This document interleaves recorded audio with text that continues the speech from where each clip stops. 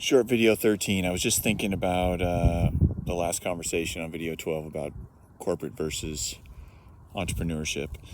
And, just as a funny metric, a detail, again, inside perspective, when I left Nike and went to Under Armour around 2011, for example, when we were talking about scaling something or a proposal or an exploration into a new market opportunity, at the time, proposing something to Under Armour for a push through into a new endeavor it required about a $20 million return in 3 years. And when I had just left Nike, their requirement at the time was $200 million in 3 years. And so interestingly, the numbers were reflections of each other, because at the time, Under Armour had about 5,000 employees. Nike had about 50,000 employees.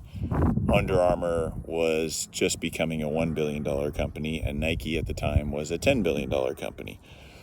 So if you crack on the metrics and the math on that, essentially $20 million return, $200 million return, 5,000 employees, 50,000 employees, blah, blah, blah.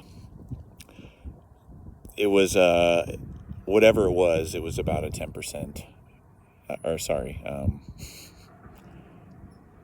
they were scales of each other that were incremental, essentially. And so I thought that was interesting. I'm not sure, I haven't looked at the numbers recently, but I'm sure that became somewhat of an industry standard.